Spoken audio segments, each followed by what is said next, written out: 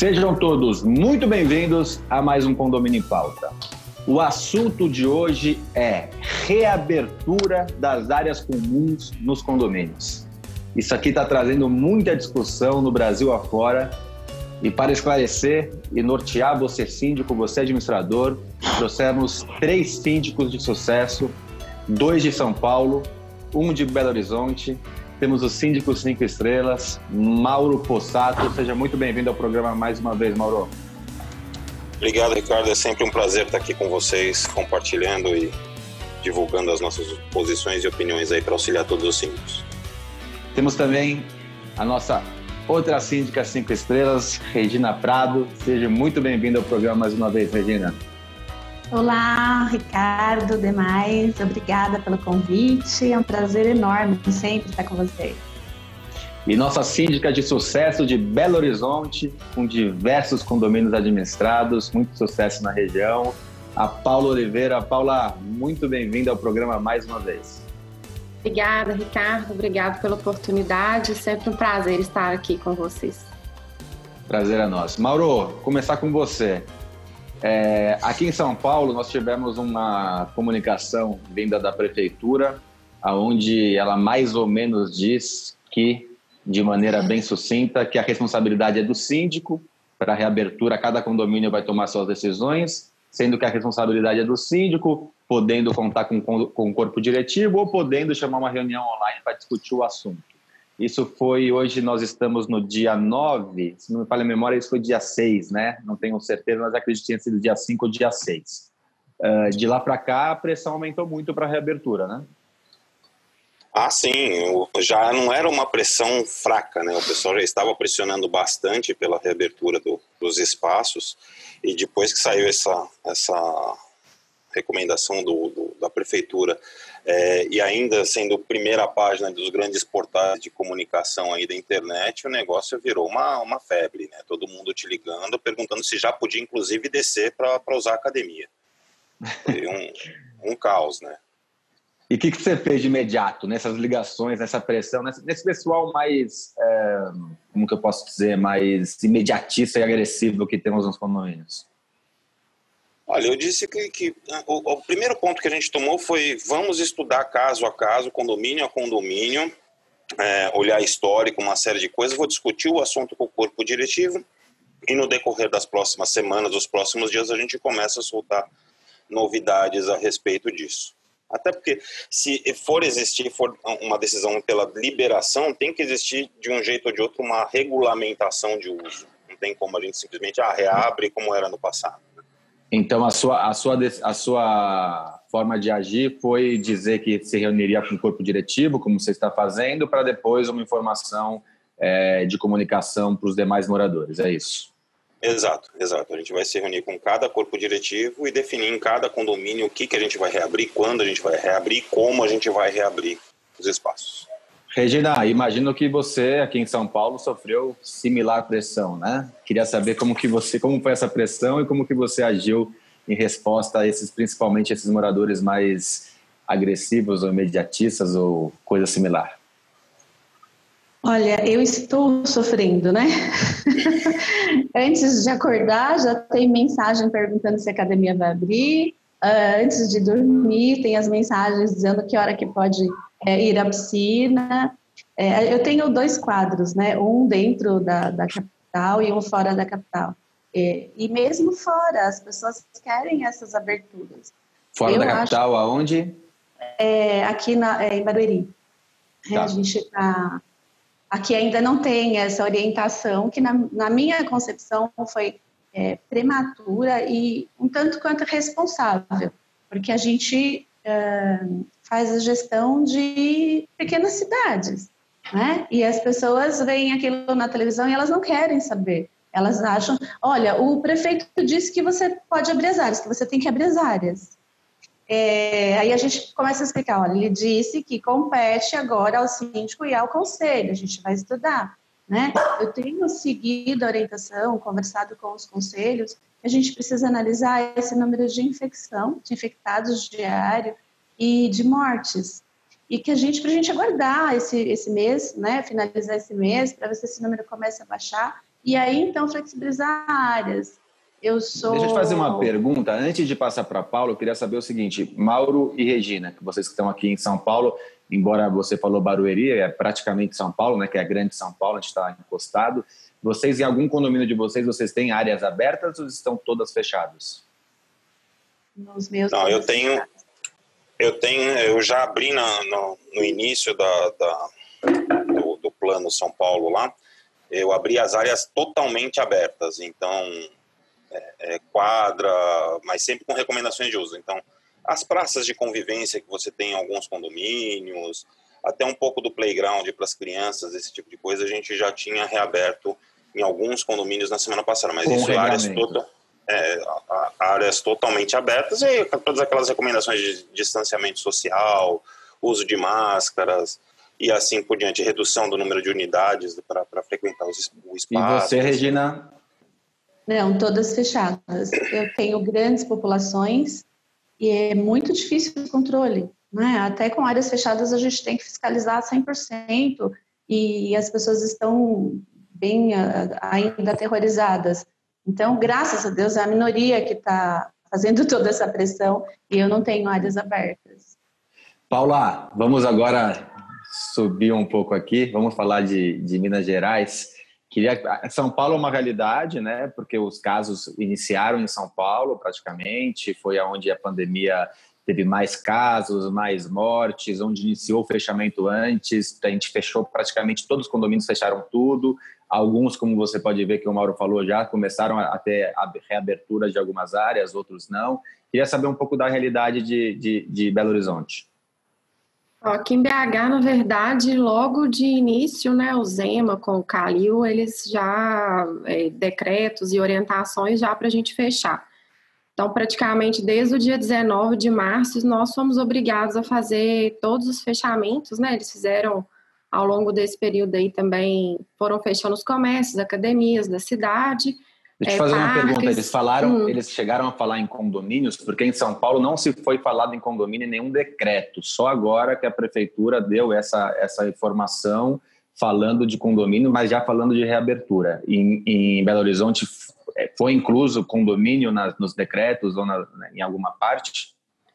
Foi incluso, não de início, né, foi mais meados aí de abril, salvo me engano, falando sobre a questão de aglomerações, festas, porque é um bairro famoso da alta sociedade aqui em Belo Horizonte, começaram a fazer festas, né, com aglomerações, e em seguida o Calil já saiu um decreto proibindo aglomerações nas áreas comuns e colocando até multa, acho que, salvo me engano, chegou a R$20 mil de multa para o condomínio, para o síndico regulamentar isso.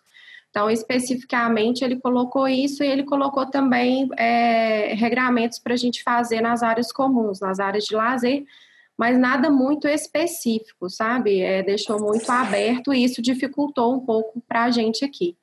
Mas desde o início, assim, logo no início a gente teve que adaptar a realidade dos condomínios, né? Eu falo que a gente foi atropelado por esse corona, de repente a gente teve que providenciar álcool em gel, dispenser, criar uma logística aí dos funcionários, né, os funcionários poderiam trabalhar, aqueles que estavam no grupo de alto risco, então a gente foi adaptando várias coisas e de início eu fechei todas as áreas, mas passado 2 semanas o pessoal já começou a solicitar a reabertura de algumas áreas. Então, e imagino que aí em Belo Horizonte a pressão deva ter ocorrido antes, porque os números são muito menores, né? A gente teve Belo Horizonte, a capital com, teoricamente, né?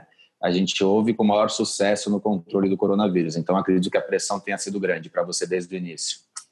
Sim. Aqui agora eu acredito que nós vamos viver o que vocês estão vivendo aí, né? Agora, o que ontem teve nos noticiários, que já 70% dos hospitais já estão com contaminados internados, né?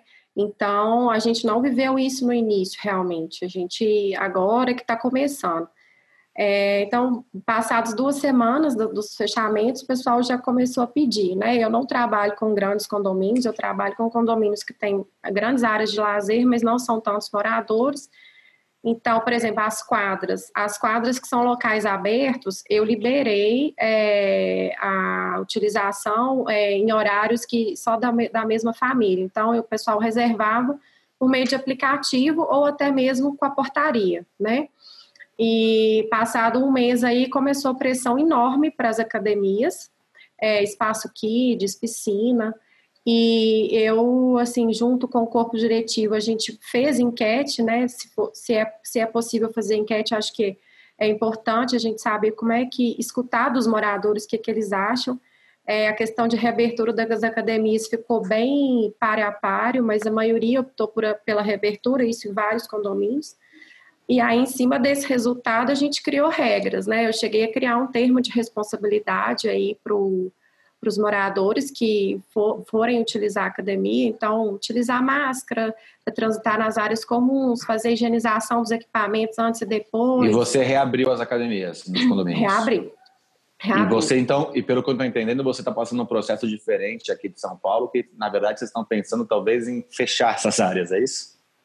O que eu disse, até ontem eu tive uma reunião com o conselho, que agora é uma realidade, né? A gente estava até comentando isso antes de começar aqui, que a gente está fazendo muitas reuniões online, né? Com o conselho, então, é regra praticamente agora. E a gente, nesse outro condomínio, a gente decidiu reabrir por completo tudo agora, seja piscina, sala de jogos, né? Com esses regramentos todos. Mas a gente apareceu casos, começou a ter muitos casos no condomínio, nós vamos fechar. Isso ficou expressamente decidido, sabe? A gente fechar. Deixa eu pegar, entendi. Deixa eu pegar um gancho e botar o Mauro de novo na conversa. Mauro, você tem diversos perfis de condomínios, né? E a gente tem diversas regiões, né? São Paulo é muito grande, né? Você, por exemplo, está agora na Zona Leste, né? E eu estou aqui em Barueri, quer dizer, a gente está numa distância muito grande que São Paulo não é... Brasil são vários Brasis e São Paulo talvez são várias São Paulos, né?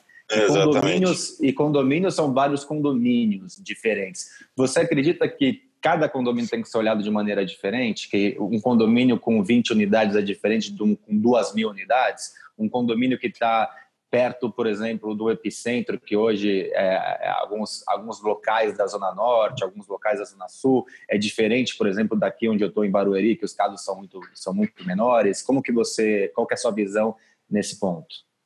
Olha, cara, é bem isso que você disse. São N modelos de condomínio, N condições diferentes, N perfis de condôminos e de estruturas.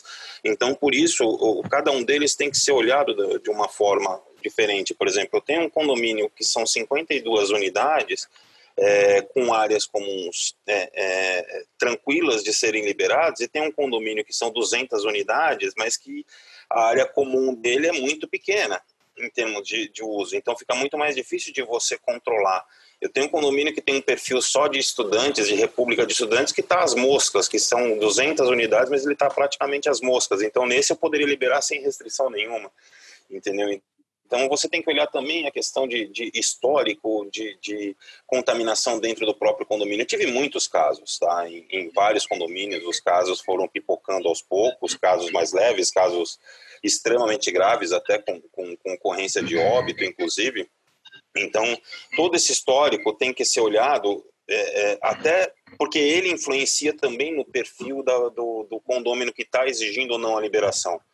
No condomínio onde, por exemplo, a gente teve o caso de óbito, todo mundo morre de medo, então eles querem que a coisa fique fechada. No condomínio onde eu não tive nenhum caso, todo mundo fala assim, isso não é nada, isso é uma gripezinha, vamos liberar porque eu não aguento mais mofar em casa. Então é um processo assim que você tem, cada hora que você discute com o conselho, como a Paula observou que a gente faz muita reunião virtual, cada hora que você entra num debatezinho com o conselho, você tem que tirar completamente a ideia que você estava discutindo 5 minutos antes de um outro condomínio e botar um perfil totalmente novo na sua cabeça para conseguir... Tem que mudar o mindset Você tem que virar a chave. Você tem que virar a chave para conseguir entender. E uma coisa que eu vejo muito, principalmente aqui em São Paulo, é que hoje está mais difícil, não é nem tanto a recomendação, eu concordo com a Regina quando ela fala até de uma recomendação um pouco irresponsável, ou uma transferência de responsabilidade exagerada por parte da prefeitura para os síndicos, Mas eu vejo que a gente está num outro momento que é um pouquinho mais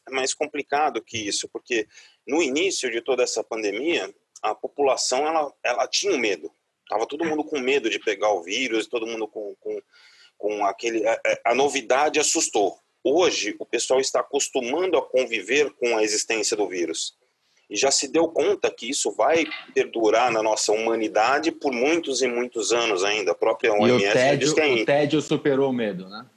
Você tem o tédio, você tem todo esse processo, você aprender a conviver com isso. Então, isso acontece dentro da nossa própria casa também. Eu acho que antigamente a minha esposa tinha mais receio de sair, hoje ela já sai com mais tranquilidade, a mesma coisa as minhas filhas já têm mais vontade de sair. Então, esse momento em que a população está atravessando, em que ela passa a se acostumar com a convivência do vírus, quer dizer, com o vírus existente aí, que, tipo, olha, eu não vou ficar preso aqui em casa, eu tenho que sair. Sim. E acabou. Regina, você tem uma realidade de condomínios de grande porte, né? Que é uma realidade diferente, né? É muito mais fácil você controlar um condomínio pequeno do que um condomínio grande. É muito mais fácil desandar um condomínio grande, né, do que um condomínio pequeno. A responsabilidade muda um pouco de figura com condomínios maiores, né? Porque a M3 pontinhos, caso dê, pode ser muito maior do que em condomínios menores, né? Na verdade, o volume de problemas, né? Mas eu acho que tudo vai um pouco, Ricardo, da conscientização que a gente vai propagando aí. O jeito que o colega colocou, que algumas pessoas estão saindo mais tranquilamente, eu acho que é porque o brasileiro tem uma memória curtíssima. Então, quando você para de ver a TV e você para de saber a quantidade de mortos diários, e você, esquece.